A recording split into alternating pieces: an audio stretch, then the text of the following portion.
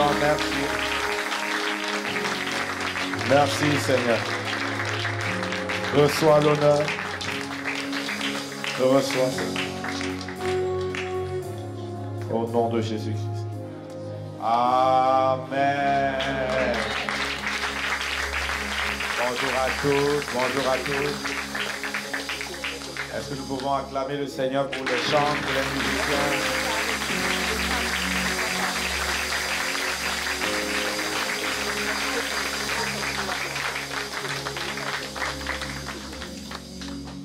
Amen. Amen. Avant de prendre place, est-ce que tu peux saluer la personne d'excellence qui se trouve à ta droite et à ta gauche? Dis-lui bienvenue, bienvenue.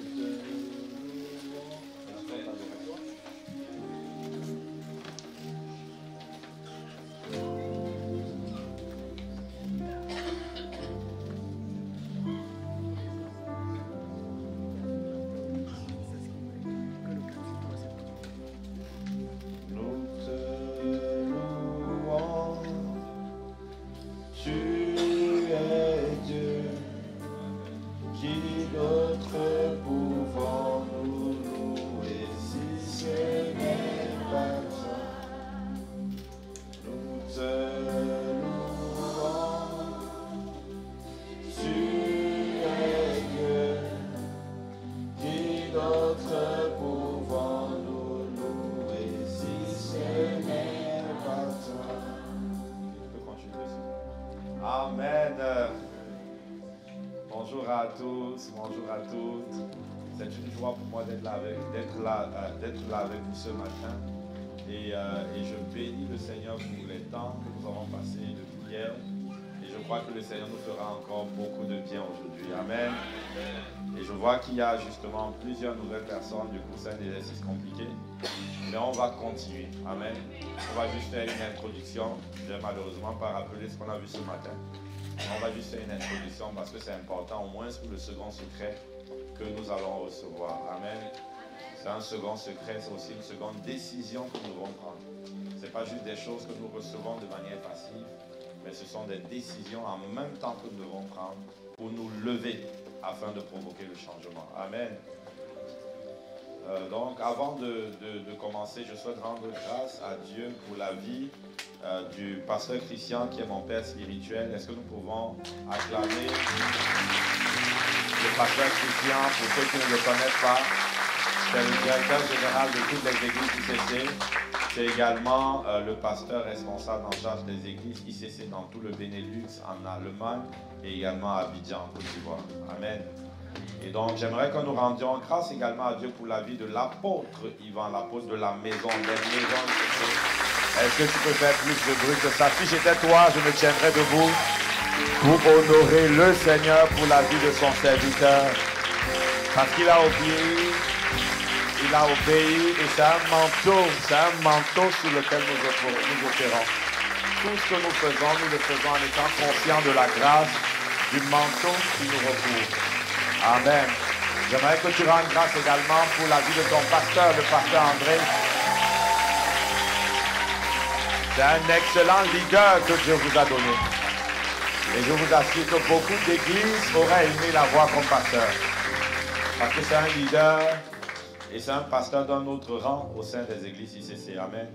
Et nous voulons vraiment bénir le Seigneur. C'est une personne que j'apprécie beaucoup, que j'admire également pour son esprit de sacrifice, sa consistance spirituelle et pour la consécration qu'il a à la fois envers Dieu et envers l'œuvre du ministère. Amen.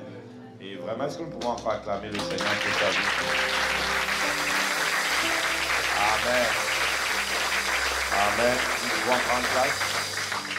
Et donc, lorsqu'il m'a invité, il m'a demandé à venir. J'ai tout de suite accepté avec la validation, bien sûr, du pasteur Christian.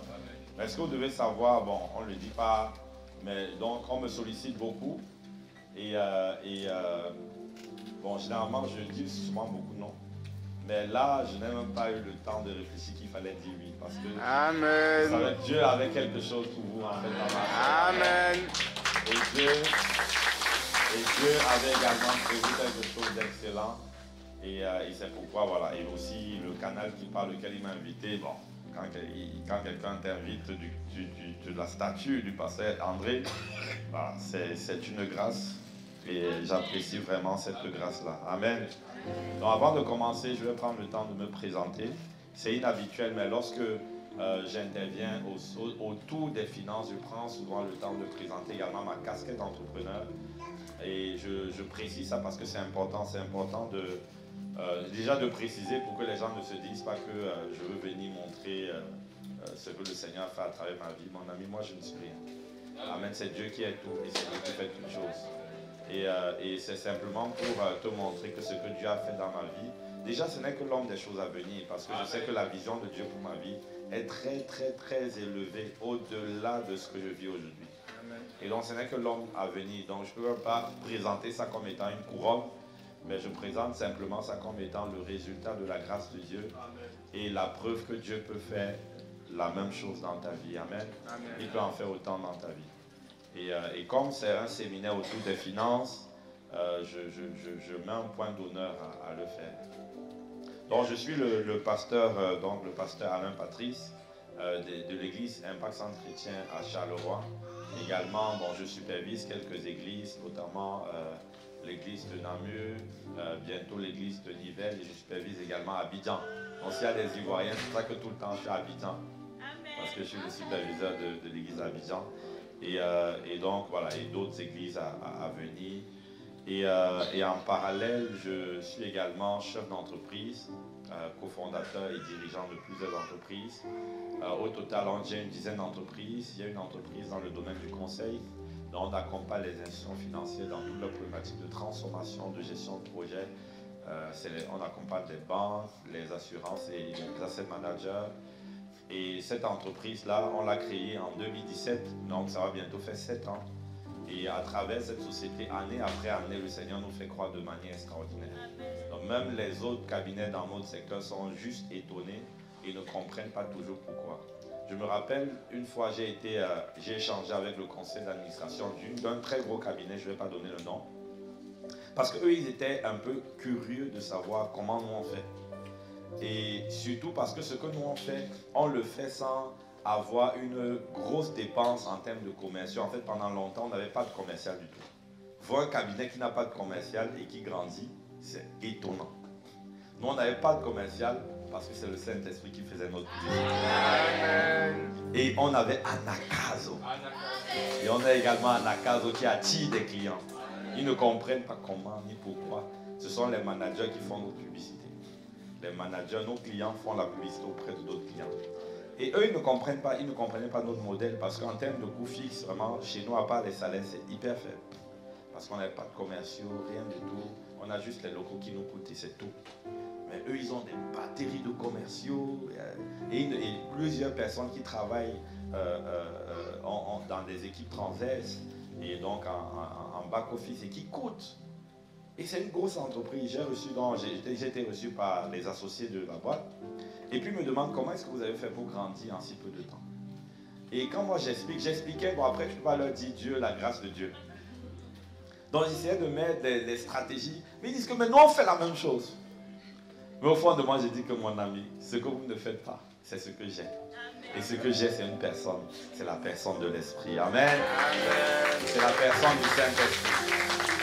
Et donc la société a commencé il y a 7 ans et d'année après année, on n'a fait que grandir. Et l'année dernière, on a eu 14,6 millions d'euros de chiffre d'affaires. Est-ce que tu peux acclamer le Seigneur pour cela? 14,6 millions d'euros de chiffre d'affaires. Et souvent dans d'autres cabinets de conseil, tu vois, il y a des fonds d'investissement où il y a plusieurs associés. Nous sommes juste 2 associés. Avec un associé qui est encore plus sombre que nous. Donc, il a une couleur plus foncée que la mienne. Et donc, du coup, les gens, même quand moi je voulais commencer dans les affaires, quand je voulais lancer le cabinet de conseil, je m'étais dit qu'il faut quand même qu'on prenne une couleur différente de la nôtre. Parce qu'il y a quand même des réalités. Et il y a des réalités, mais il y a la vérité. Amen. Et la vérité, c'est que j'ai le ciel ouvert sur moi. Les autres ont des plafonds de verre et moi j'ai le ciel ouvert. Amen. Amen. Et c'est pourquoi rien ne peut m'arrêter, rien ne peut me stopper. Et il en est de même pour toi. Rien ne peut t'arrêter, rien ne peut te stopper. Et donc nous sommes deux associés. Et il y a deux associés avec l'associé des associés qu'on appelle le Saint-Esprit. On forme la corde à trois fils qui ne se rompent pas et qui explosent tous sur son passage. Amen. Amen. Et donc année après année, on a grandi. On a commencé avec 1 million, 4 millions, 6 millions, 9 millions, 10 millions, 11 millions l'année d'avant et l'année dernière, 14, 6 millions. Et cette année, on ira encore de gloire en gloire. Amen. De gloire en gloire. Donc nous sommes basés à la Défense à Paris et on a environ 70 à 80 collaborateurs. Et à côté de ça, nous avons également une société qui est une société de private equity qui s'appelle Committed Capital. Donc c'est une société qui prend des participations dans des sociétés déjà existantes. On n'investit pas dans des projets, mais dans des sociétés. Et donc à ce titre-là, on investit dans plusieurs sociétés. Nous sommes dans les médias, nous sommes dans la mode, nous sommes dans même tout ce qui est mortuaire. Est-ce que quelqu'un connaît qui veut être mon associé d'émission M6? Qui veut être mon associé? Yes. Un peu de personnes connaissent. Tu veux les finances, mais tu suis quoi? Tu suis Novelas? Ou tu suis tout le temps en longueur de journée BFM TV? Il faut suivre des émissions qui vont t'enrichir, qui vont t'apporter. Et donc dans l'émission Qui veut être mon associé, je vous donne une nouvelle stratégie. Ce que nous on fait, c'est qu'on suit l'émission, on se positionne également comme des business angels. Quand on voit qu'un projet nous intéresse, on contacte l'entrepreneur. Et c'est donc comme ça qu'on a investi dans la société Life. Vous connaissez la société Life? Il faisait dans tout ce qui est organisation de cérémonies mortuaires, donc tous les décès, funérailles, l'organisation des funérailles. Et ils ont par exemple des QR codes qui mettent sur des pierres tombales. Quand tu scannes, tu peux voir la vie du défunt. Et donc, par exemple, nous sommes associés de cette société. Donc, il y a des sociétés qu'on voit, puis on t'appelle si le capital est encore ouvert, dans le capital, si on parvient à trouver un accord. Donc, c'est ça. Donc, à travers cette société, bon, on a des sociétés qui valent plusieurs millions d'euros. Également, je suis dans l'immobilier, donc seul et avec mon associé. Donc, on a vraiment beaucoup de biens, beaucoup de biens. Et également, bon, je n'ai pas parlé de ça tout à l'heure, une industrie de savonnerie, parce que là, on a mis pause sur cette industrie. Je me focalise sur autre chose et on va repartir pour mieux structurer la société. Donc, à travers cette société-là, on faisait et on fera des laits de toilette anti-moustiques. Donc, c'est pour combattre contre la malaria. Également, on a une société de promotion immobilière, on fait la construction des biens neufs qu'on met en vente. Et on fait également de la promotion foncière, c'est de l'aménagement des terrains pour pouvoir vendre des terrains. Donc on fait beaucoup de choses. Et ce qui est merveilleux dans tout ça, c'est vraiment une grâce que de pouvoir faire ça, mais c'est encore une plus grande grâce que de l'avoir fait en 6 ans. Tout ça en 6 ans. Est-ce que tu peux acclamer le Seigneur? C'est la grâce qui a parlé. C'est la grâce qui a parlé. Ce n'est pas parce que... Ce n'est pas les diplômes qui font ça. C'est pour ça que même ceux du dehors ne comprennent pas. J'ai fait une bonne école, mais pas non plus la meilleure. Et quand moi je voulais commencer les affaires, tu sais, tu as souvent des béquilles que tu veux présenter à Dieu.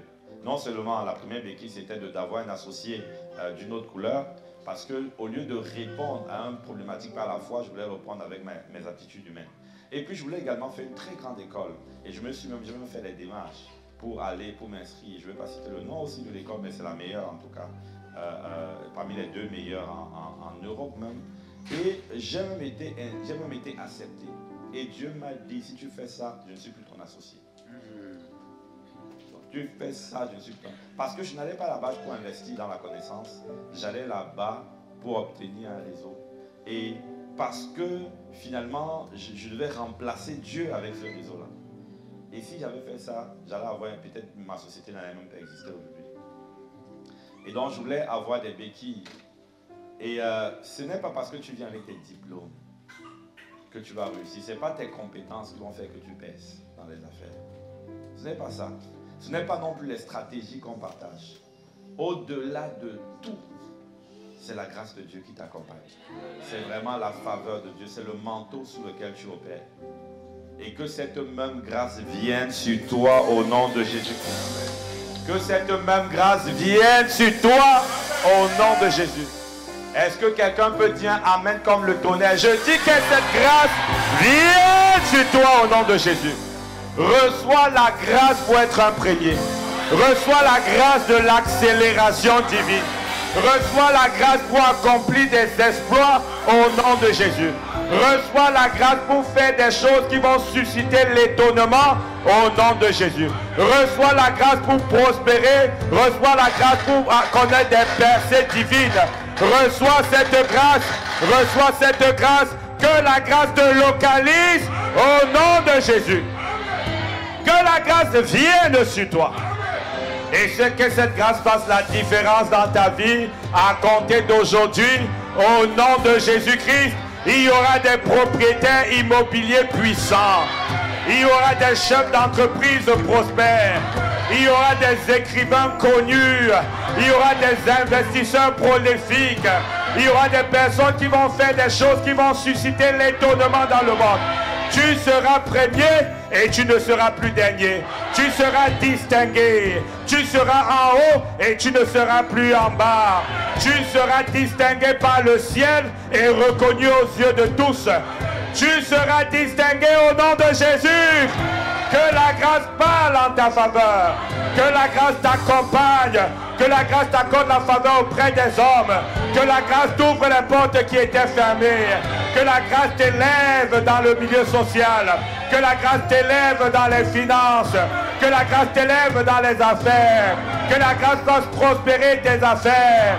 Que la grâce vienne et qu'elle parle en ta faveur. Qu'elle parle en ta faveur. Que la grâce des pères, que la grâce qui assure ma vie, vienne sur toi et fasse mieux au-delà de tout ce que tu peux demander. Imaginez, pensez, au nom de Jésus. Est-ce que tu peux dire un amen comme le tonnerre? Est-ce que tu peux dire un amen comme le tonnerre? Amen, amen, amen. Dieu fera plus que ce qu'il a fait dans la vie des pères, plus que ce qu'il a fait dans ma vie, il le fera dans ta vie au nom de Jésus. Ce n'est pas fini tant que Dieu n'a pas dit que c'est fini. La grâce de Dieu peut te distinguer complètement. C'est la grâce qui a pris David, qui était issu d'une relation adultérienne. David a été pris, il était dans le désert. Dieu l'a pris, il l'a ramené à la lumière, il l'a distingué. C'est la grâce. C'est la grâce qui peut prendre Joseph qui était esclave. Joseph n'était pas un étranger en Égypte. Il était esclave en Égypte pour en faire le numéro 2. Dieu, si dans ton appel, tu as prévu que tu puisses influencer dans le domaine de la politique, Dieu peut faire de toi le président de la France. Quelles que soient tes limitations, quelle que soit l'origine de ta famille, quelle que soit ton histoire, la grâce peut tout changer. Je dis la grâce peut tout changer. Tout est possible, rien n'est impossible. Tout est possible, rien n'est impossible. Amen. Et cette grâce, elle est disponible. Et c'est elle que je suis venu relâcher. Elle va parler en ta faveur. Elle va te donner de nouvelles habitudes, de nouvelles attitudes. Ton cœur va être changé en un instant. Ton cœur va être changé. Tu recevras un nouveau cœur.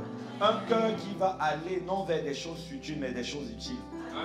Un cœur qui va développer de bonnes habitudes. Des habitudes qui vont te conduire vers les hauteurs.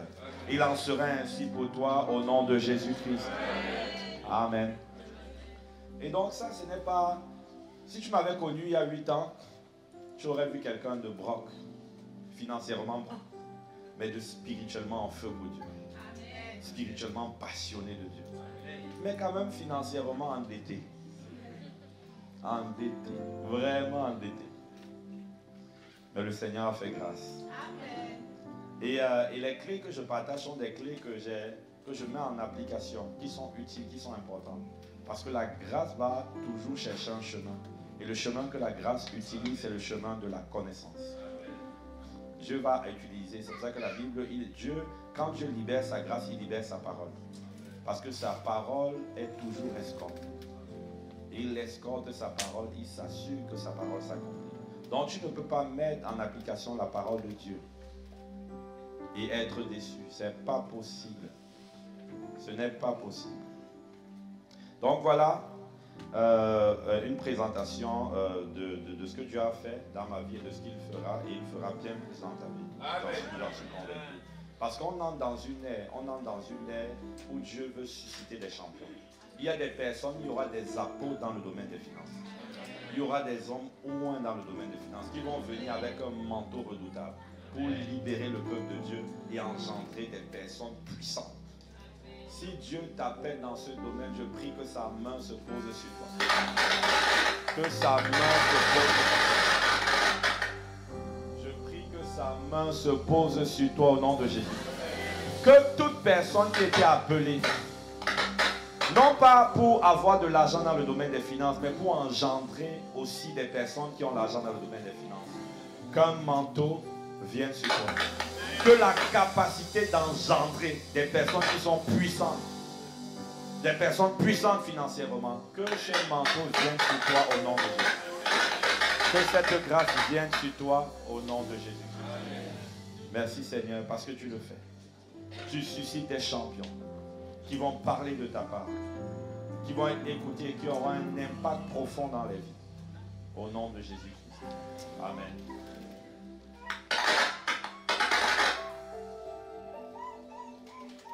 Donc nous allons donc poursuivre aujourd'hui pendant le premier culte d'hier. On rappelle. Ok. Donc aujourd'hui, on a depuis hier notre texte de base, c'est Matthieu 24. Matthieu 24, c'est la parabole des talents.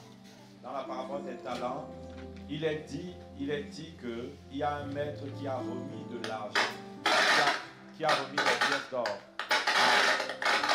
Qui a remis des pièces d'or. Que le Seigneur fasse grâce à nous. Qu'on tout puisse se dérouler correctement. Amen. Donc restez focalisés. Ne laissez pas le diable vous embrouiller. Dieu a quelque chose qu'il veut télécharger et il va le télécharger. Il va le télécharger par sa grâce. Et donc je disais que le maître a remis de l'argent.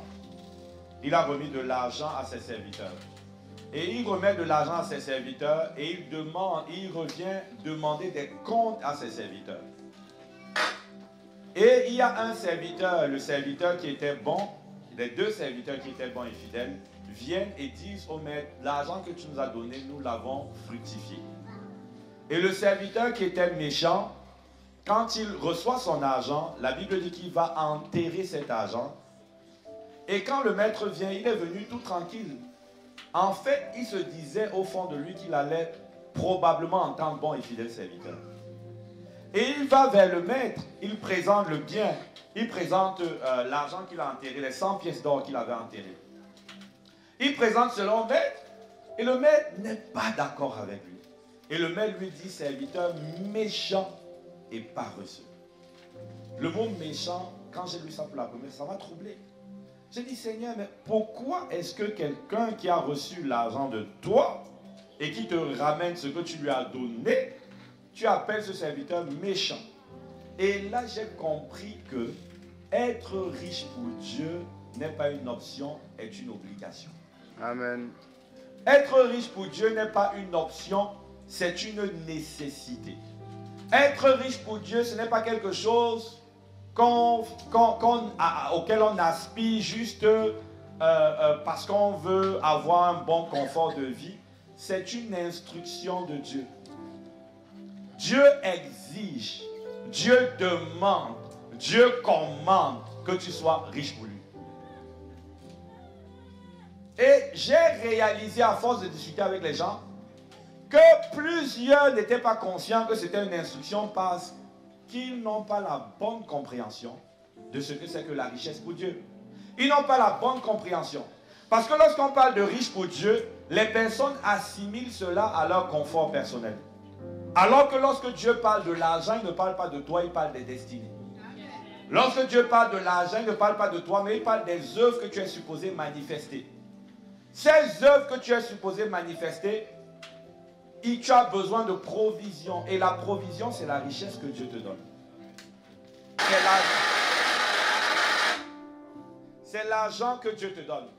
Donc Dieu veut que tu sois riche pour lui. Dieu exige que tu sois riche pour lui.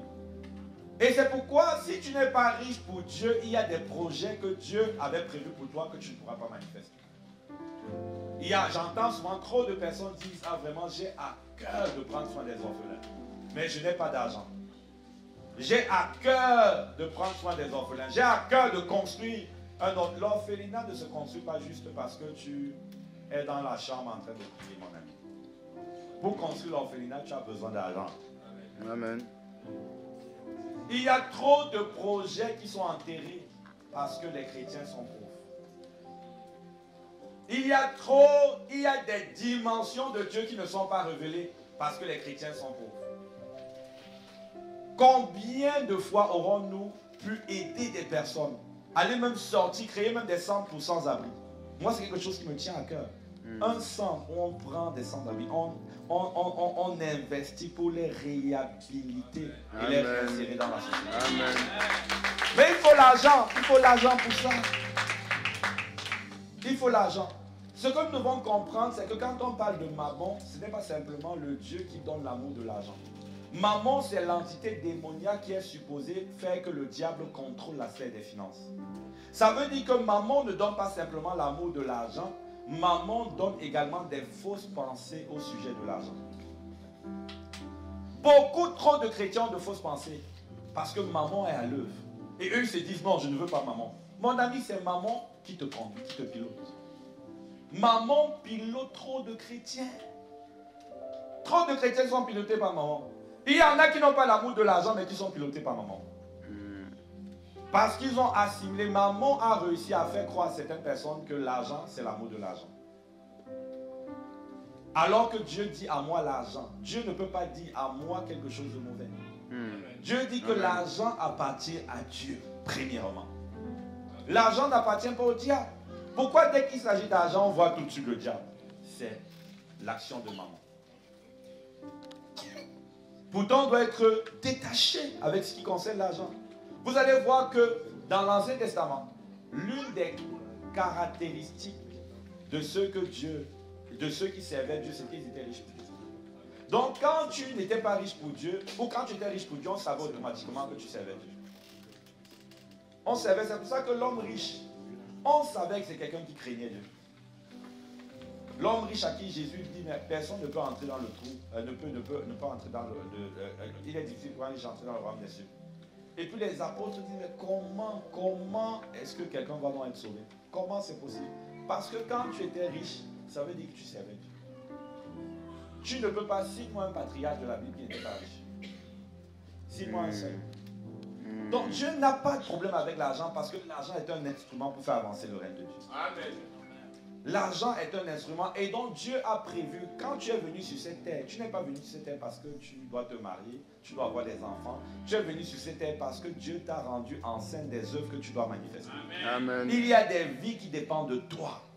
Il y a des projets qui dépendent de toi. Et tu dois mourir en étant vide, en ayant accompli tout ce que Dieu avait enflé dedans de toi. Amen. Et pour cela, l'un des moyens, ce n'est pas le seul, l'un des moyens, c'est d'avoir beaucoup d'argent. Amen. Dieu n'a pas prévu que nous serons tous millionnaires. Parce que nous n'avons pas tous la même capacité et nous ne sommes pas enceintes des mêmes projets. Mais Dieu a donné la définition de l'argent selon lui. De la richesse selon lui. Et dans cette définition, Dieu dit que la richesse selon lui, c'est le fait de recevoir tellement de grâce que tu as suffisamment d'argent pour tes besoins, mais que tu en as encore en abondance pour toutes bonnes œuvres. Amen. Ça veut dire que les bonnes œuvres que dont Dieu t'a rendu enceinte, il y a une richesse qui est associée à cela. Dieu a prévu. Il y en a qui ont beaucoup et de grandes œuvres accomplies pour Dieu. Ceux-là ont besoin de beaucoup d'argent. De beaucoup d'argent. Dieu veut, et moi je rêve, et je sais que le Seigneur va le faire, d'avoir des églises où une seule personne peut décider d'acheter et d'offrir un bâtiment à l'église. Amen. Où une seule personne peut financer toute une campagne d'évangélisation. Amen. Où une seule personne peut construire un orphelinat. Où une seule personne peut organiser des missions dans des villages et financer tout sous seul. Amen. Où une seule personne peut créer des hôpitaux gratuits avec des appareils dernier cri. Amen. Il y en a parmi vous, Dieu suscitera cela au milieu de Marseille. Il le fera à Marseille. Il le fera. Et c'est pourquoi la Bible nous dit, et nous l'avons lu hier, c'est un passage dans Ecclésiaste. Et peut-être on va le relire, parce que c'est un bon passage. Ecclésiaste 9, verset 13 à 16. C'est le sage qui parle, Salomon. Il dit à l'égard de la sagesse, j'ai encore observé sous le soleil quelque chose qui me paraît frappant. C'est quelque chose qui est quand même intrigant. Et il dit, il y avait une petite ville n'ayant que peu d'habitants. Un roi puissant marcha contre elle, l'assiégea et dressa contre elle des travaux de siège considérables. Dans la ville se trouvait un homme pauvre, mais sage, qui aurait pu sauver la ville grâce à sa sagesse. Mais personne ne pensa à cet homme pauvre. Tu sais, quand tu n'as pas l'argent, ne pense pas à toi. Tu dis que tu es la lumière de ta famille. Est-ce qu'on t'appelle quand il y a un problème? Quand il y a un deuil, on appelle celui qui a l'argent, même si c'est ton petit frère. C'est lui qui décide de tout. Du programme, du jour, qui décide de tout. Même si ton petit frère a 3 ans, on va le consulter. S'il te plaît, qu'est-ce que tu dis? Quel conseil tu as? Vraiment, c'est toi le papa. Il a 3 ans. Mais on le consulte parce qu'il a l'argent. On dit qu'on ne pensa pas à l'homme pauvre. Ça pouvait être un homme pauvre, mais loin. Mais on ne pensa pas à lui. Et Salomon continue. Il dit, alors je me suis dit, la sagesse vaut mieux que la force, mais la sagesse du pauvre est méprisée et ses paroles ne sont pas écoutées. C'est Dieu qui dit que la sagesse du pauvre, la sagesse c'est quoi? C'est la crainte de Dieu. Quelqu'un qui craint Dieu mais qui est pauvre n'est pas écouté. Essaye d'être milliardaire en euros, tu vas rencontrer Macron. Il va t'écouter pour les décisions du pays. Il va dire, mais qu'est-ce que tu penses quand même? Prie en langue pendant 1 mois, 1 an, 2 ans. Tente d'aller à l'Élysée, on va te prendre, te jeter en prison. Kamikaze. Un kamikaze, lui Dieu, kamikaze.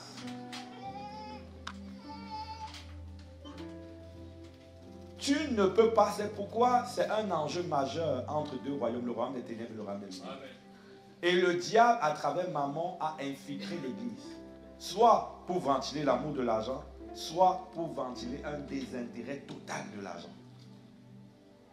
Dieu n'a pas dit que s'intéresser à posséder beaucoup pour de bonnes œuvres est mauvais. Puisque c'est ce pourquoi Dieu demande de prier et ce pourquoi Paul priait. Il dit, je veux que vous ayez beaucoup pour toutes bonnes œuvres que tu as mis dans votre cœur. Vous avez beaucoup. Est-ce que le maire d'ici, est-ce qu'on vous entend? Tu peux aller voir le maire pour dire vraiment, nous sommes des hommes loin, on craint Dieu, on a envie maintenant dans Marseille, on doit faire ça, on va dire, mais vous ici, s'il vous plaît, circulez. Ne perdez pas le temps. La présidente du département, tu veux parler, tu. Mais deviens l'homme le plus riche ou la femme la plus riche de Marseille. On va t'inviter. Quand tu vas venir, c'est elle qui va se baisser pour savoir comment tu veux qu'on gère les affaires du pays, de la région. C'est une réalité. Donc Dieu veut que son peuple soit puissant. Dieu veut que son peuple soit puissant. Et c'est une exigence pour Dieu.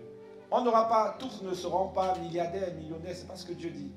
Mais tous auront tout ce qu'il faut pour accomplir toutes les bonnes œuvres que Dieu a investies et Dieu a plantées en nous. Amen.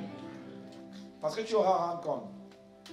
Donc quand Dieu parle de richesse, il ne parle pas de toi. Amen. Il ne parle pas de toi. C'est pourquoi tu dois désirer plus que tout être riche à la dimension que Dieu a prévue pour toi. Amen. Dieu a prévu dans le livre de Dieu, il a écrit un niveau de richesse que tu es supposé avoir. Et à ce niveau de richesse est associé un ensemble d'œuvres. Si tu n'es pas riche à cette dimension, Dieu dit que tu es méchant. Parce que la méchanceté, ce n'est pas le fait de ne pas avoir eu d'argent, mais la méchanceté, c'est tous ceux qui ont été impactés par le fait que tu n'aies pas cet argent. Combien de personnes ont dormi à la belle étoile parce que tu n'as pas réalisé ce rêve que Dieu avait mis dans ton cœur? Combien de bœufs ont eu des enfants qui ne sont pas allés à l'école parce que tu n'avais pas les moyens pour pouvoir aider, parce que Dieu avait mis ce rêve au-dedans de toi? Combien de personnes sont mortes prématurément parce qu'ils n'avaient pas de quoi se soigner, alors que Dieu avait mis dans ton cœur la création d'un hôpital qui serait gratuit pour les nécessiteux? Combien de vies et de destinées ont été gâchées? Combien d'églises, combien de programmes? Si vous aviez plus d'argent, je vous dis, à Marseille, vous organiserez plus de programmes. Souvent, l'argent conditionne les décisions. Ce n'est pas Dieu dont on va dire non, c'est le Seigneur nous a parlé. Il y a des choses qu'on ne fait pas parce qu'il n'y a pas, parce qu'il faut être équilibré, il faut être sage. C'est pourquoi il faut pousser pour augmenter en richesse. Il faut pousser pour augmenter, afin de pouvoir avoir un impact plus important. Il y a tellement de choses que vous aurez pu faire à Marseille que vous ne faites pas à cause des finances. Regardez, on est dans une salle. Vous croyez que s'il y avait des multimillionnaires parmi nous, on allait chercher? Non, on n'allait pas avoir, on n'allait pas être dans cette difficulté pour trouver un bâtiment. Et on n'allait pas prendre un bâtiment où encore on est en train de réfléchir comment optimiser. Parce qu'il faut être sage en fonction des moyens que nous avons. Mais la volonté de Dieu, ce n'est pas ça. La volonté de Dieu, ce n'est pas ça. Que Dieu suscite des riches pour Dieu à Marseille au nom de Jésus. Que Dieu suscite des riches pour Dieu à Marseille. Et il le fera au nom de Jésus-Christ. Et nous avons dit que, donc le matin, nous avons vu que Dieu donne à chacun selon sa capacité. Dieu ne va pas te donner juste parce que tu as dit Amen. Quand tu dis Amen, Dieu, il y a un manteau qui vient. Un manteau, c'est aussi un cœur. C'est aussi un type de cœur. Et nous avons dit que ta capacité va être déterminée par trois choses. La première des choses, c'est ton cœur. Il faut un cœur humble. Il faut un cœur humble parce que Dieu résiste aux orgueilleux. Si tu veux avoir l'argent pour de mauvaises raisons, ça veut dire que tu es piloté par maman et Dieu va te résister.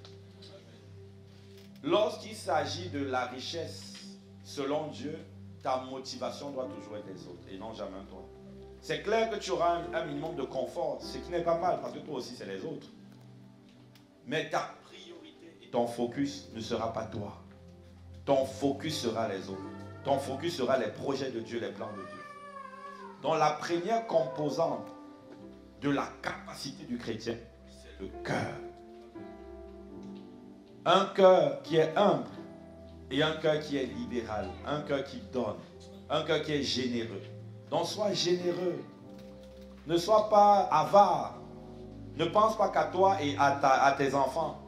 On a dit que la richesse, la libéralité ou la générosité commence lorsque tu aides ceux qui ne sont pas de ton cercle familial. C'est pas, on ne regarde pas la générosité avec soi, envers soi-même. Ceux qui partagent ton sang, c'est comme toi.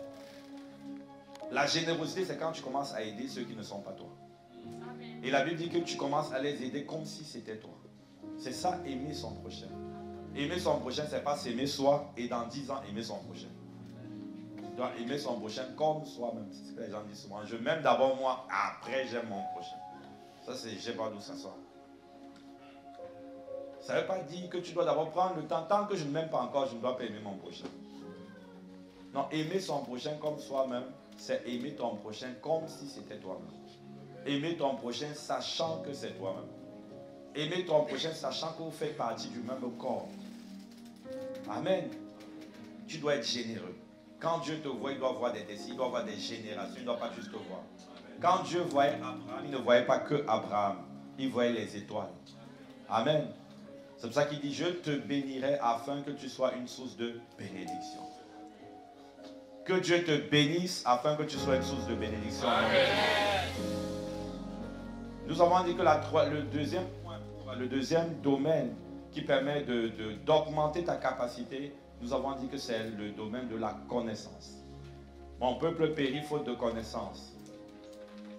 La réussite dans le domaine des finances n'est pas le résultat de ta filiation. c'est-à-dire de ton appartenance à Dieu, c'est le résultat de ta connaissance. Parce que tu peux être tu peux venir de Dieu, provenir de Dieu, mais rester pauvre. Tu peux être le peuple de Dieu, mais périr. La connaissance est importante. La connaissance est importante pour tout domaine où tu veux que la grâce de Dieu coule. Il faut que tu développes la connaissance. La Bible dit, augmenter la grâce par la connaissance. Multiplier, que la grâce de Dieu vous soit multipliée par la connaissance. La connaissance permet de multiplier la grâce de Dieu. Elle permet de rendre effective la grâce de Dieu. Donc, quel que soit le domaine, que ce soit dans un couple, tu as des problèmes de couple, au lieu de prier uniquement, prie c'est bien, mais associe à la prière la connaissance. Va te renseigner, forme-toi, écoute des vidéos sur le couple. Dans le domaine du ministère, fais pareil. Dans le domaine des affaires, de l'investissement, fais pareil. Au lieu de passer ton temps à suivre des vidéos qui ne t'apportent pas, à suivre des séries télévisées à ne pas finir, décide d'investir en toi pour augmenter ta valeur. Réduis, c'est pas mauvais de se distraire de temps en temps, mais c'est dangereux de le faire continuellement. Parce qu'en le faisant, tu es en train d'enterrer ta destinée. Il y a beaucoup pour qui le cimetière, ce n'est pas juste, je sais pas, un endroit où il y a des tombes, mais pour qui le cimetière de leur vie, c'est la distraction dans laquelle ils sont. Fais attention, le cimetière de ta destinée peut être la série télévisée que tu aimes, peut être Instagram, peut être Facebook. Fais attention, investis en ta valeur. Et c'est pourquoi Dieu dit méchant. Il dit méchant parce qu'en investissant en toi, tu aurais pu porter plus de fruits. Amen. Tu aurais pu faire beaucoup plus. Et ta vie aurait été un témoignage. Tu aurais pu aider beaucoup plus de personnes. Depuis longtemps, j'avais toujours à cœur d'aider. Mais j'étais limité dans l'aide. Aujourd'hui, j'aide un peu plus. Mais j'aspire à aider encore et encore plus. Encore et encore plus. Donc il faut, si je ne le fais pas, ça veut dire que je suis méchant. Si avant de partir de cette terre, je ne crée pas, parce que moi je veux créer une université dans un pays en Afrique, je ne sais pas lequel, mais qui sera pour ceux qui sont pauvres avec un niveau d'excellence extraordinaire. Amen. Moi, c'est pas sorti de moi, c'est pas sorti de moi. Et c'est beaucoup de millions pour le faire. Et Dieu va me permettre de le faire. C'est pourquoi il faut que j'augmente davantage ma connaissance, que j'investisse davantage en moi, pour que la grâce soit multipliée. Nous avons dit que le troisième domaine pour qui te permet d'augmenter, de bâtir ta capacité, c'est ta statut spirituel. Tu dois réaliser que tu as un adversaire. Tu n'es pas en balade, dans le monde. Il y a un adversaire, tu es dans un champ de bataille. Il y a quelqu'un qui te résiste. Et la Bible dit que seuls les violents vont pouvoir venir à bout de cet ennemi. Ce n'est pas des gens qui vont venir dire Satan, s'il te plaît, qui vont agiter le drapeau blanc, s'il te plaît, un instant de paix. Il n'y a pas de paix, il n'y a pas de répit avec lui. C'est quelqu'un qui te résiste et il te résiste avec une grande fermeté. Et pour venir à bout de lui, ce ne sont pas tes paroles qui vont changer. Ce n'est pas ton diplôme. Ah mon ami, tu vas venir avec master plus 100. Tu vas aller faire les affaires, tu vas te casser la gueule. Tu auras des compétences qu'il faut et qui sont nécessaires pour réussir. Tu vas te casser la gueule. Pourquoi? Parce que tu as un adversaire. Et cet adversaire-là, il ne reconnaît et il n'obéit qu'à la puissance. Tu as besoin de générer une puissance extraordinaire. Et cette puissance-là, tu l'as en toi par l'esprit, mais elle doit être activée et déployée. Elle doit être activée et déployée. Nous avons parlé de différents types de puissance qui te permettent de réussir dans les différents domaines de ta vie, notamment dans les affaires. Ces puissances-là deviennent effectives quand tu prends conscience de qui tu es, de ton identité. De deux, quand tu développes une vie de prière. Une vie de prière consistante, permanente. Et de trois, lorsque tu vis une vie de consécration. Parce que la consécration va toujours impacter la qualité de la relation que tu as avec Dieu. Parce que Dieu, lui, il va valider tes prières, non pas à partir des paroles de tes lèvres, mais à partir de l'état de ton cœur. La Bible dit que que le peuple élève, il m'honore des lèvres, mais leur cœur est éloigné. Ça veut dire que lorsque tu pries, Dieu ne va pas chercher les paroles, il va chercher les paroles qui viennent du cœur. C'est le cœur qui détermine la qualité de l'encens qui monte vers Dieu. Il y a des personnes, quand tu pries au ciel, c'est une fumée noire qui sort. Tu vois, le ciel est dans la panique. À cause de l'état de ton cœur, il y a l'amertume, la colère, les jalousies. C'est une fumée noire. Parce que la Bible dit que les prières des saints sont comme de l'encens qui monte vers Dieu. Il y a une fumée qui monte, il y a un parfum qui monte quand tu pries. Et ce parfum-là ne provient pas de tes lèvres et de la beauté des paroles que tu donnes. Non, ça provient de l'état de ton cœur. Donc, investis-toi à demeurer consacré à Dieu. Tu vois, investis-toi à renoncer à tout ça. Ne sert à rien d'en vouloir. Oui, on sait qu'il t'a fait du mal. Mais mon ami, tu es en train d'handicaper ta destinée. Tant que tu ne pardonnes pas et tu ne passes pas à autre chose. Passe à autre chose. Veille sur ton cœur. Et tu vas bâtir une statue spirituelle. Quand tu vas parler, la puissance que tu vas dégager, aucun démon ne pourra te résister. Amen. Je dis, aucun démon ne pourra te résister. Aucun démon. La deuxième clé que nous allons voir pour terminer.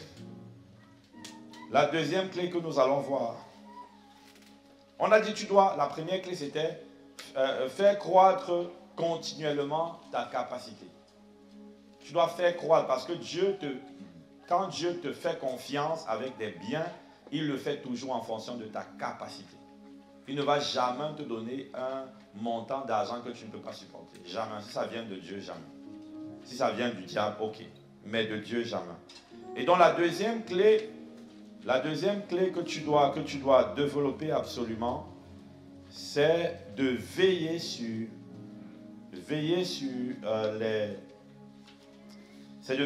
les confessions de ta bouche. Tu dois veiller sur les confessions de ta bouche. Et c'est une clé très très importante. C'est pour ça que je partage. Je partage cette clé parce qu'elle est très minimisée. Elle est simplifiée. Mais ce sont des principes spirituels très forts. Tu dois veiller. La Bible dit, dans Matthieu 25, verset 24, parlant du serviteur, on dit, celui qui n'avait reçu qu'un talent s'approcha ensuite. Et il a parlé. Seigneur, je savais que tu es un homme dur, qui moissonne où tu n'as pas semé, et qui amasse où tu n'as pas valé. Ça, c'est ce qu'il dit. Si on va dans Matthieu 12, verset 36, il est dit, je vous le dis, au jour du jugement, les hommes rendront compte de toute parole vaine qu'ils auront proférée. Il y a d'autres passages encore qui disent que par tes paroles tu seras condamné et par tes paroles tu seras justifié. Ça veut dire que ce serviteur, l'un de ses problèmes c'était sa bouche. C'est quelqu'un qui aimait les palabres, qui aimait parler. Il va devant Dieu, il menace Dieu. Je savais que tu étais un méchant. Les paroles de vos bouches. Faites attention aux paroles de vos bouches. Faites vraiment attention. Vous n'avez pas idée de comment les paroles sont importantes. Même les non-chrétiens qui sont riches veillent sur les paroles de leur bouche. Je suis souvent stupéfait. J'ai des amis qui sont dans les affaires, qui sont non-chrétiens. Souvent tu vois, l'entreprise va très mal, mais ils sont toujours positifs. Ils sont toujours en train de confesser des choses positives. Ils sont toujours en train de dire que non, ça va aller. On va s'en sortir. On va trouver le moyen de réussir. Même les non-chrétiens. Parce que les confessions de ta bouche sont tellement importantes si tu veux réussir dans le domaine des affaires. Tu ne peux pas être une personne qui tout le temps confesse la réalité et réussit. Tu dois toujours être une personne qui confesse la vérité de la parole. Peu importe ce que tes yeux voient, décide de dire ce que Dieu dit. Ne dis pas ce que tes yeux voient, mais dis ce que tu entends Dieu dire. Tu peux constater ce que tes yeux voient. Tu peux dire la situation économique est difficile. Mais il est écrit, mon Dieu pourvoira à tous mes besoins selon sa richesse et sa puissance. Alors peu importe la situation économique, mon cas sera différent. Tu peux constater la vérité, mais la réalité, mais il faut toujours confesser la vérité. Pourquoi est-ce que c'est important? Je vais te donner 5 raisons pour lesquelles tu dois veiller sur les paroles de ta bouche. La première raison, c'est que tes confessions sont la base de ton salut. Salut ici, c'est le mot grec souzo. Souzo veut dire réhabiliter, repositionner, élever. C'est ce que souzo veut dire. Souzo ne veut pas parler juste du salut, qui est la foi en Christ, Mais ça parle même du salut dans les situations que tu traverses. Le salut dans tes projets, le salut dans tes défis, le salut dans tes combats se trouve sur les confessions de tes lèvres. Et c'est ce que la Bible dit. Dans Romains 10, verset 10. On dit car c'est en croyant du cœur qu'on parvient à la justice et c'est en confessant de la bouche qu'on parvient au salut. Le salut dont il est question, ce n'est pas juste qu'on utilise ça pour que les gens viennent à Christ, mais ce n'est pas uniquement pour ça. De toute façon, Paul était en train de s'adresser aux chrétiens. Donc il dit le salut que tu veux se trouve dans la confession de ta bouche. Le salut se trouve dans ta bouche. Donc ça c'est la première raison. Et ce qui m'a dépassé, même quand on parle du salut, du fait de naître de nouveau, de la nouvelle naissance, le salut de la nouvelle naissance, ce qui est surprenant, c'est que Dieu le Père a envoyé Jésus. Jésus est venu sur la terre, il a souffert. On a battu Jésus. Il est allé à la croix. Il est mort, il a été enterré, il est descendu aux enfers. Et le Saint-Esprit a fait l'effort de venir ressusciter Jésus-Christ d'entre les morts. Et à la fin de tout ce que Dieu a fait, pour pouvoir connecter à ça, il dit qu'il faut que tu confesses. J'aurais pensé qu'il devait aussi mettre quelque chose de très compliqué pour pouvoir être sauvé. Parce que ce qu'il a fait était très important et très difficile. Mais pour accéder à cette richesse, Dieu dit il faut seulement que tu confesses. Parce que tes paroles sont puissantes. Il y a une vérité spirituelle extraordinaire derrière les confessions de ta bouche.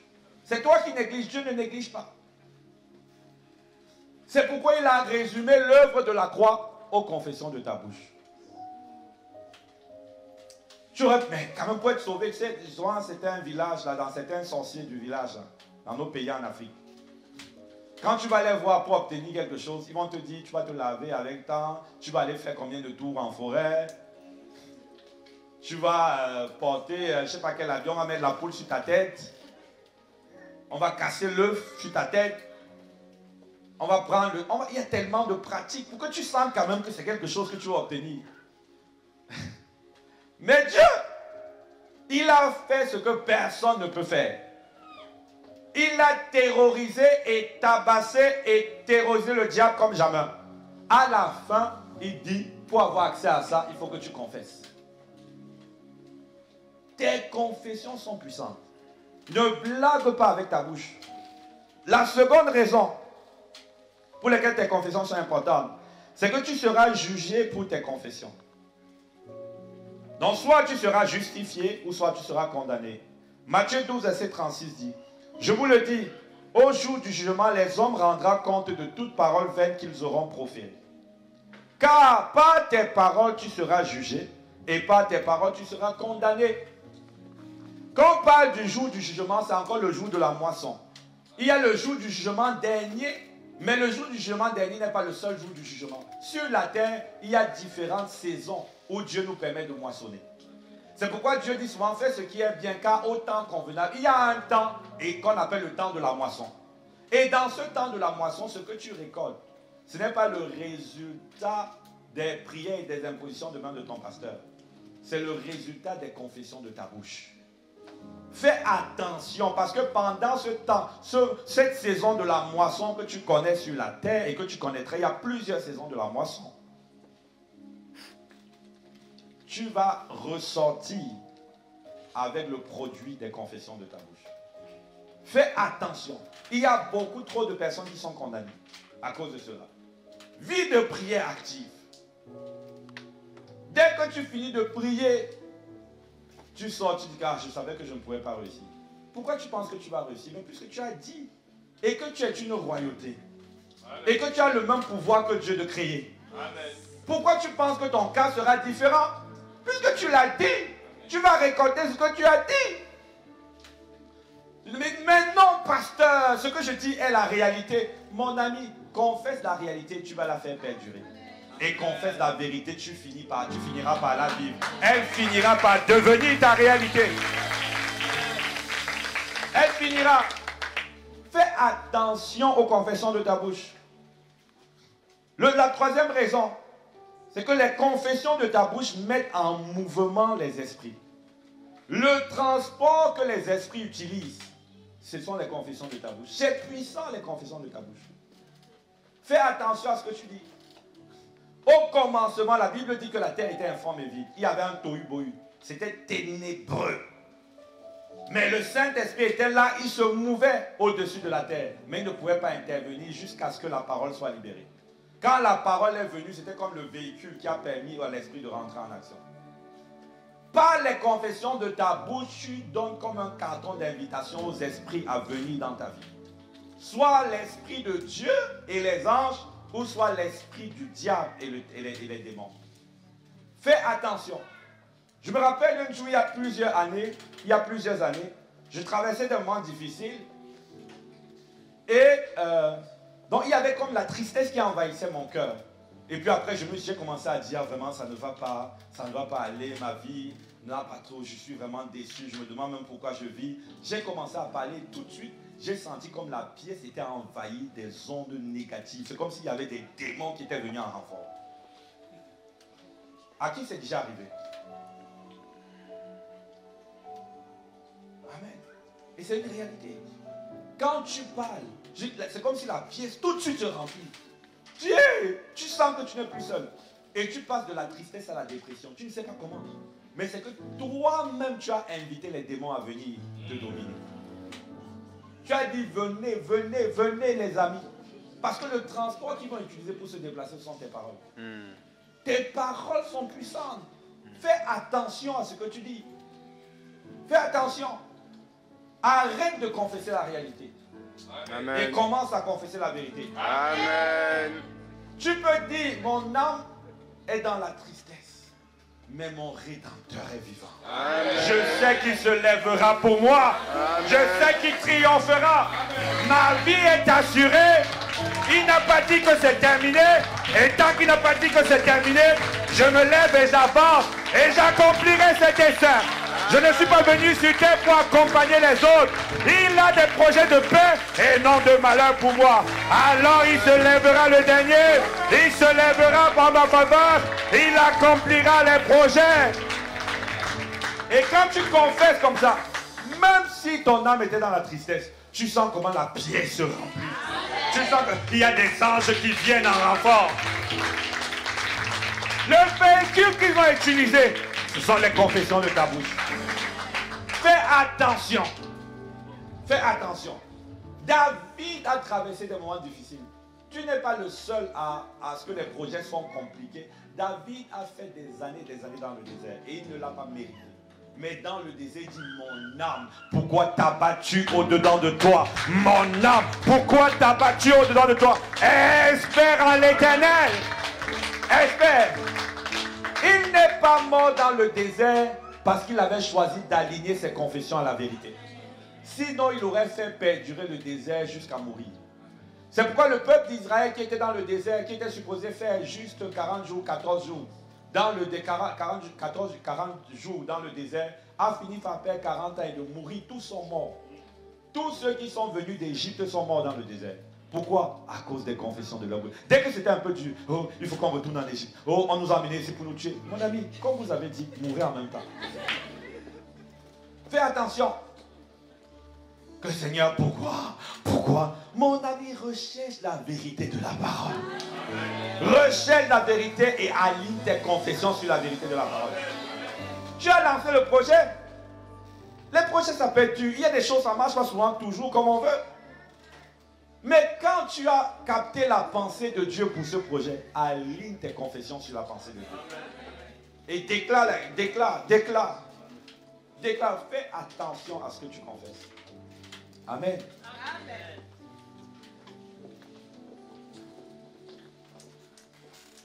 Fais attention. La quatrième raison, c'est que les confessions de ta bouche, tes confessions ont le pouvoir de détruire ou de construire ta vie et tes projets. Tes confessions ont le pouvoir de détruire ou de construire ta vie. Ce que tu dois savoir, c'est que ta parole transporte la vie et la mort. Et tu es nourri par ce que tu dis. Proverbe 18, verset 21 le dit. La mort et la vie sont au pouvoir de la langue. Quiconque l'aime en mangera les fruits. La mort et la vie ne sont pas sur la langue. La mort et la vie sont sur le pouvoir de la langue. Le pouvoir de la langue, ce sont tes confessions. Tes confessions transportent la vie et la mort. Et on dit que ta vie est nourrie. Quiconque l'aime en mangera le fruit. Ce que tu confesses, c'est ce que tu aimes et c'est ce que tu vas vivre. Avec quoi est-ce que tu nourris ta vie aujourd'hui? Je te dirai à quoi ressemblera ta vie demain. Et je n'ai pas besoin d'être prophète pour ça.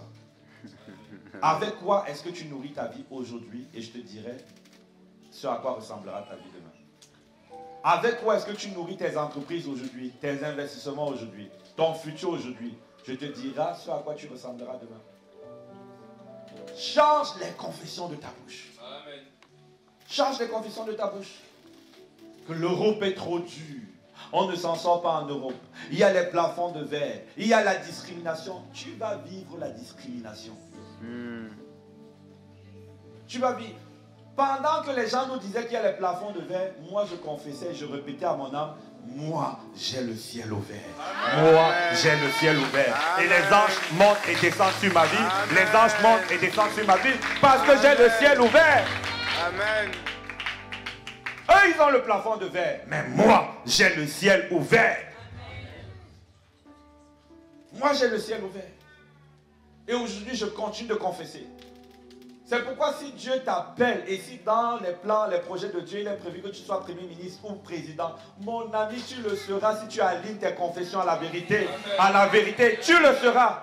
Rien n'est impossible. Tout s'aligne aux confessions de ta bouche. Fais attention à ce que tu dis. Tu ne peux pas avancer au-delà de ta confession.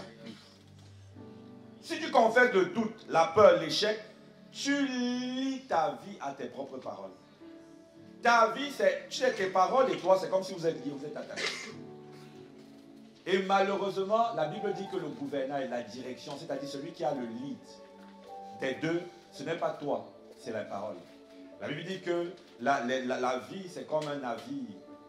Et les paroles, la langue comme un gouvernail, c'est-à-dire comme un volant. Comme un volant. C'est ça qui va déterminer. Donc vous êtes liés et ce qui détermine la direction, c'est la confession, les confessions de ta bouche. Amen. Qu'est-ce que tu dis détermine où tu seras. Tu ne peux pas aller au-delà. Tu ne peux pas confesser la peur, espérer vivre la tranquillité. Tu ne peux pas confesser la pauvreté et espérer vivre la richesse. Tu ne peux pas confesser le manque et espérer vivre l'abondance. Tu ne peux pas confesser l'échec et espérer vivre la réussite. Tu ne peux pas. Que vraiment c'est dur, personne ne réussit ici. Pourquoi moi je vais réussir? Mon ami, peut-être toi tu ne vas pas réussir, mais mon cas est différent. Amen. Mon cas est différent. Que la grâce de Dieu vienne sur toi. Et que cette grâce te donne la capacité de toujours aligner tes confessions à la vérité de la parole. Amen. La dernière raison. La dernière raison. Et même avant d'abord la dernière raison, quand je parlais du fait que tu es lié aux confessions, c'est ce que la Bible dit dans Proverbe 6, verset 2. Si tu es enlacé par les paroles de ta bouche, si tu es pris par les paroles de ta bouche, si tu es enlacé par les paroles de ta bouche, les paroles de ta bouche vraiment t'enlacent. Vous êtes liés, tu es lié avec les paroles de ta bouche. Tu es lié. Tu es lié. Fais attention. Même dans le ministère, même dans ton couple, même dans ton foyer. C'est même quelle femme ça que Dieu m'a donné. Vraiment, je regrette de l'avoir épousé. Mon ami, ta vie va devenir un regret. Et ton couple va devenir un enfer. Ce que j'avais dit, oui, c'est parce que tu as dit que ça s'est empiré. C'est pas parce que tu es prophète. Que non, moi j'avais dit, je savais depuis que ça n'allait pas marcher. Puisque tu l'as dit, ça ne va pas marcher. Ce n'est pas parce que c'est dur que tu dois confesser. Quand c'est dur, tu peux constater. Tu peux constater, ce n'est pas un déni de réalité.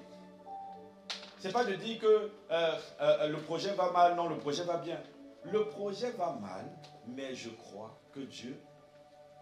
Lazare est mort, mais je crois que Dieu va le relever. Amen. Je crois que Dieu va le relever. Amen. Je crois que l'esprit de résurrection existe. Les autres ont le plafond de verre, mais moi je crois que j'ai le ciel ouvert. Amen. Oui, je constate qu'il y a un plafond de verre, comme vous dites, mais ce n'est pas sur moi. Bizarrement, où je suis, il n'y a pas de plafond. Il n'y a pas de plafond de verre. Je ne m'associe pas à vous, je m'associe à la parole. Je suis de la classe de Dieu. Je ne suis même pas de la classe des anges, ni de la classe des hommes. J'ai été créé à son image et à sa ressemblance. Donc la cinquième raison, c'est que tu es comme les confessions de ta bouche. Ça veut dire que tu finis toujours par devenir ce que tu confesses. Pas dans la prière, mais au quotidien. Tu finis toujours par devenir ce que tu confesses. Pas dans la prière, parce que c'est trop facile de confesser avec Dieu. Je suis le champion, je suis en tête, je suis en haut. Jamais en bas. Tu danses même jusqu'à ce que tu bouscules ton voisin. Mais dès que tu sors dans ton quotidien, dès qu'il y a une situation difficile, hey, ta confession a changé. Ça ne va pas aller. Vraiment, je suis maudit. J'ai des chrétiens qui disent qu'ils sont maudits. Vraiment, je savais que ma famille ne peut pas s'en sortir. Et tu as même des parents qui maudissent même leurs enfants. Que toi, un bête, tu es bête. Et après, quand il est bête, tu dis, j'avais dit. C'est parce que tu as dit qu'il est de plus en plus bête.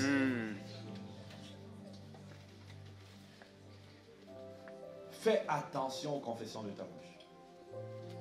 Fais attention. Quand ton enfant a des difficultés, confesse la vérité de la parole. Amen. Tu es la tête et tu ne seras pas la queue. Amen. Tu seras distingué. Tu es brillant. Confesse. Moi, j'ai une de mes filles, la deuxième, qui avait quelques difficultés à l'école. On a commencé à lui dire, avec plus d'insistance, comment est-ce qu'elle est brillante? Comment est-ce qu'elle est meilleure? Elle est sûre qu'elle est brillante. Amen. Elle est sûre et ses notes se sont considérablement améliorées. Amen. Pourquoi? À cause des confessions. Amen. Fais attention à ce que tu confesses. Tu n'as pas dit, vraiment, toi tu es une idiote, je ne sais même pas qui t'a donné naissance. Il y a des parents qui disent ça, surtout dans nos pays en Afrique. Fais attention. Proverbe 23, verset 7 dit, il est comme les pensées de son cœur. Ça veut dire que tu es le reflet, tu es comme les pensées de ton cœur. Quand on dit les pensées de ton cœur, tu sais que c'est de l'abondance du cœur que la bouche parle. Le processus, c'est que ça commence par le cœur, ça finit par la bouche et c'est pour ça que tu es. Tu vas toujours confesser ce qui remplit ton cœur et tu vas finir par être le reflet de ce qu'il y a dans ton cœur. C'est pourquoi il faut remplir ton cœur de la parole de Dieu. Le problème, c'est que tu ne médites pas, tu passes le temps à regarder les séries. Tu passes le temps à regarder les séries télévisées. Dans les séries télévisées, qu'est-ce qu'on t'apprend? C'est bien de se distraire, mais passe plus de temps à investir en toi. Amen. À lire la parole, à écouter des messages, à suivre des lives édifiants. Passe plus de temps à te former. Tout que de passer. Ah, vraiment. Et après, tu ne comprends pas. Pasteur, je ne comprends pas. J'ai eu telle situation, je ne savais pas quoi dire. Tu ne sais pas quoi dire parce que tu ne lis pas la Bible.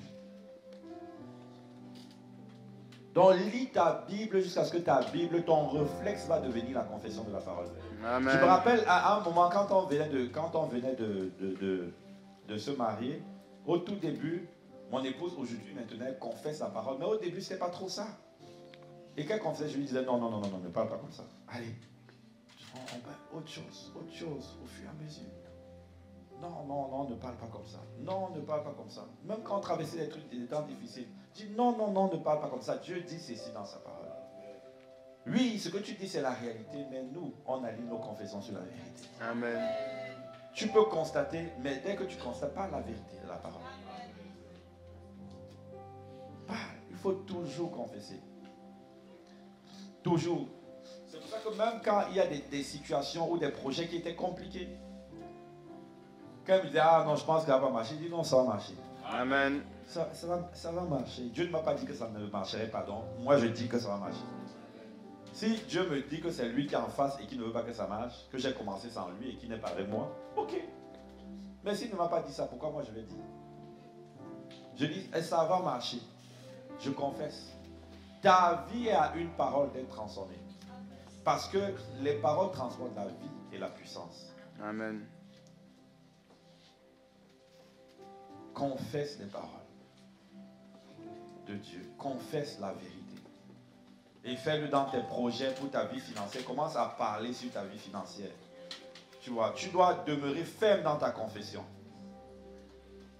Et c'est ce que Hébreux 4, verset 14 dit. Demeurons fermes dans la foi que nous professons, c'est-à-dire que nous confessons. Il dit demeurons fermes. Demeure ferme parce que la vie va toujours vouloir que tu confesses autre chose. Mais tu dois demeurer ferme. Même quand ce que tu confesses, tes yeux ne le voient pas, tu dois avancer. Nous marchons non pas à la vue, mais pas à la foi. Tu dois continuer de confesser la parole. Elle va finir par devenir ta réalité. Elle va finir. Il y a trop de destinées qui ont été enterrées à cause des mauvaises confessions. Trop de destinées, trop de projets ont connu un échec à cause des confessions. Par les confessions, tu pouvais redresser, puisque tes confessions, c'est le volant. Ça va mal, redresse. La Bible dit que la vie, c'est comme un navire qui est ballotté par les vents. Il y a des vents qui soufflent, des tempêtes qui soufflent sur nos vies. Et la Bible continue en disant que la direction n'est pas donnée par le vent. La direction est donnée par le gouvernail. C'est Jacques qui le dit. C'est donné par la langue. Donc c'est la langue qui donne la direction de ta vie. Quand la tempête envoie ta vie ailleurs, la langue est capable de la ramener à l'endroit. Aligne toujours ta parole. Au début, ça peut être dur parce que la tempête fait rage. Mais ne t'arrête pas. Demeure ferme. Dieu a des objectifs financiers pour toi. Commence à confesser, Seigneur, j'accomplirai tes objectifs financiers. Lors du jugement dernier, je ne serai pas un serviteur infidèle et méchant. Je serai un serviteur que tu agrées, que tu approuves. J'accomplirai la vision que tu as pour ma vie. Amen. Je réaliserai tous les projets que tu as pour ma vie. Rien ne m'est impossible. Tout est possible. Et pendant que tu le fais, tu vas sentir l'Esprit de Dieu prendre le contrôle. L'Esprit de Dieu prend le contrôle parce qu'il se déplace sur la base de tes confessions. Amen. Tu vas faire attention. Et le dernier conseil que je peux vous donner pour terminer le séminaire, là c'est un conseil. Conseil très important. Vous savez, Dieu a appelé le serviteur méchant. On a beaucoup insisté sur la méchanceté. Parce que la méchanceté, c'est le fait de ne pas considérer l'autre. De ne pas réaliser qu'il y a des vies qui dépendent de toi, il y a des générations. Et c'est pour ça que tu dois être riche selon à la dimension de Dieu. Mais Dieu a également appelé le serviteur paresseux. Beaucoup de destinées sont enterrées par la paresse. Beaucoup de destinées, beaucoup de personnes se cachent derrière la prière pour être paresseux. Si tu es paresseux, ta vie ne va pas décoller. Tu dois travailler, mon ami. Amen. Tu dois travailler. Les projets ne vont pas se faire tout seuls.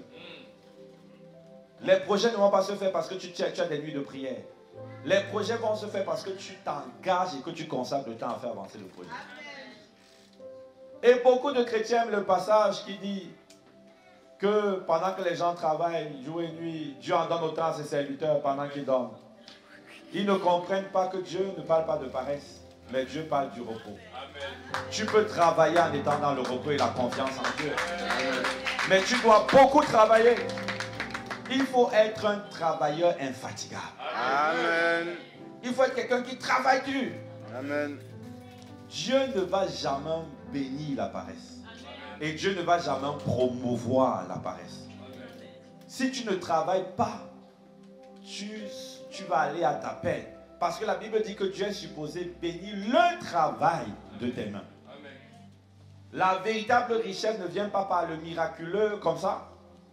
Le miraculeux débloque des situations, mais n'enrichisse pas. Ce qui va t'enrichir afin que tu sois une solution, c'est le travail de tes mains. Amen. Alors travaille dur. Lève-toi et travaille. Amen. Lève-toi et travaille. Travaille dur. La Bible dit que la vie du paresseux est semblable à un homme qui est couché dont le lit tourne comme un tourniquet. Vous savez que la vie du paresseux tourne en rond. Beaucoup de personnes dont la vie tourne en rond, très souvent derrière se cachent la paresse. Ils vont sortir, ils vont aller attaquer les sorciers du village. Le sorcier du village n'a rien à faire. C'est les mauvaises habitudes que tu refuses de changer. Ils vont dire que c'est l'oncle du village là parce qu'il a une dame. J'envoie une dame, hey, ça c'est le sorcier qui bloque ma destinée. C'est pour ça que je tourne en rond. Tu tournes en rond souvent parce que tu es paresseux. Et Dieu ne va pas te bénir malgré les 21 jours, 48 heures, 72 heures, tout ce que tu veux, si tu restes paresseux. La bénédiction de Dieu sera rendue vaine. C'est pour ça que Paul le dit. Paul dit, j'ai travaillé plus que tous, non pas moi, mais la grâce de Dieu. Il dit, la grâce de Dieu n'a pas été vaine. Ça veut dire que la grâce de Dieu est rendue vaine lorsque tu ne travailles pas. Ça veut dire que c'est une grâce qui est inutile. C'est comme si on te donne des instruments pour, faire manger avec tout ce qu'il faut, les ingrédients, et tu ne fais rien. C'est comme si tout ce qu'on t'a donné n'a servi à rien. La grâce ne remplace pas le travail, mais la grâce est multipliée par le travail. Amen. Tu dois travailler. Quand on parle de la grâce du manteau qu'on a, c'est également le cœur de travailleur. Amen. Cette capacité à travailler et à beaucoup travailler. Réduis les temps de distraction. Réduis les conversations avec des personnes qui ne t'apportent rien du tout. Et investis plus de temps à travailler. Travaille. Travaille. Tu ne dois pas avoir que des nuits de prière, tu dois aussi avoir des nuits de travail. Amen. Quand on parle de tout cela, c'est la grâce, c'est vrai, mais on a travaillé. Amen. On a travaillé. Avec mon association, on avait des nuits de travail. Donc, tu fais la nuit jusqu'à ce que le jour apparaît et tu es en train de travailler. Pendant ce temps, toi, tu dors, tu ronfles. Et puis tu dis, oh Seigneur, vraiment, la discrimination dans le royaume des cieux. Le problème, c'est que chez certains, la grâce n'est pas vaine. Chez d'autres, la grâce est vaine. La grâce n'arrive pas à changer ces personnes et à les propulser dans une autre dimension. La grâce est venue, elle est là. Elle peut faire la différence. Mais ces personnes prennent cette grâce et s'en vont dormir. Je me rappelle des jeunes qui étaient venus me voir pour me dire qu'ils avaient un beau projet. Ils ne parlent pas du projet, c'était un beau projet. Je dis, comment vous organisez pour réaliser le projet? Ils me disent qu'ils ont 2 jours de rencontre. Le mercredi, je crois, et le vendredi. Je dis, le mercredi, qu'est-ce que vous faites quand vous rencontrez? Il dit, c'est le temps qu'on a consacré pour prier pour le projet. Je dis que le vendredi, qu'est-ce que vous faites? Il me dit, le vendredi, on prie encore pour le projet. Je dis que, mais arrêtez le projet et créez une cellule de prière. Si vous voulez faire le projet, bossez, travaillez, arrêtez. Amen. Travaillez. La prière ne fait pas tout. Amen. La prière ne fait pas tout. Tu ne peux pas te cacher derrière la prière. Tu ne peux pas, mon ami, tu ne peux pas. Tu dois te lever et travailler. Amen. Même ceux qui réussissent travaillent plus que les autres, même dans le ministère. Quand tu vois nos pères là, ils travaillent. Ils travaillent, tu dis, oh vraiment, je vais être comme l'apôtre Paul. Tu vois la vie de l'apôtre Paul. Je vais être comme l'apôtre Ivan. Tu connais le niveau de sacrifice et de travail. Combien d'heures de sommeil il a? Combien de distractions il se prive? Depuis, il ne sort même pas pour aller manger. Avec son épouse même. Parce qu'il doit bosser. Il doit travailler. Amen. Toi, tu dois t'asseoir devant Netflix et espérer que Dieu, comme par coup de baguette magique, Dieu n'est pas un marabout. Dieu n'est pas un sorcier qui va, coup de baguette magique, toute ta vie change et puis tu deviens millionnaire. Parce que Dieu est intéressé parce que tu deviens dans le processus. Et quand tu travailles, tu deviens quelqu'un de résilient, de courageux. Lève-toi, travaille. Arrête d'être paresseux. Tu vois souvent des jeunes étudiants. Ils te disent que tu dis, ah, pourquoi tu n'entreprends pas, pourquoi tu n'investis pas, pourquoi tu ne t'intéresses pas au final, ils disent que je n'ai pas le temps. Tu auras le temps quand? C'est souvent la paresse. La même personne passe 3 heures au téléphone tous les jours avec son ami. La même personne passe tout le temps à regarder les matchs de football et voit les rediffusions des matchs de football, les commentaires des matchs de football, les commentaires des commentaires. Moi, j'ai fait ça un temps. Je sais de quoi je parle. Moi, je regardais même les matchs de D2, dont je ne connais même pas l'équipe, je regarde. Je regarde ce que tel commentateur a dit sur tel autre. Je regarde même les matchs qui sont déjà passés. Je connais déjà le résultat, mais je regarde. Ma vie est en train de s'endormir. Jusqu'à ce que Dieu vienne réveiller mon esprit. Amen. Que Dieu réveille ton esprit. Que Dieu réveille ton esprit. Qui te sorte de la distraction. Et qui te donne un cœur qui travaille. Amen. Qui fasse de toi un serviteur travailleur. Et non paresseux. Amen. La Bible dit que le serviteur travailleur, quand il a pris les talents, la Bible dit qu'aussitôt, quand tu sors d'ici, aussitôt va travailler. C'est vrai qu'il y a l'heureux, moi mon ami. Ne sois pas méchant. Pense à tous ces destinés. Pense à ces orphelins. Pense au projet que Dieu a enfui en toi. Amen. Et décide de te lever et de travailler. Amen. Travaille. Investis en toi. Forme-toi. Va dans la prière chercher Dieu. Amen. Travaille, postule. Amen. Travaille. Amen. Les choses ne vont pas se faire tant que tu ne te lèves pas. La grâce a été donnée. Mais que cette grâce ne soit pas vaine. Amen. Parce que la Bible dit qu'à celui à qui on a donné beaucoup, à celui-là on demandera beaucoup. Amen. Pourquoi est-ce qu'on demandera beaucoup? Parce que le fait de donner ne veut pas dire que tu fais la différence.